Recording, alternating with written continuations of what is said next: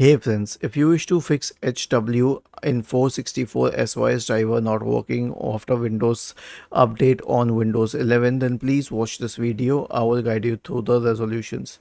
Here's the thing.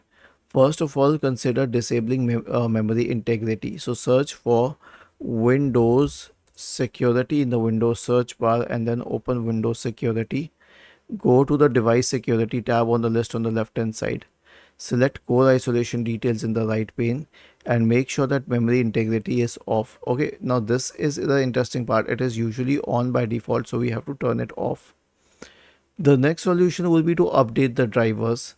Right click on the start button and select settings from the menu. Go to the Windows Update tab on the list on the left hand side. Select advanced options in the right pane.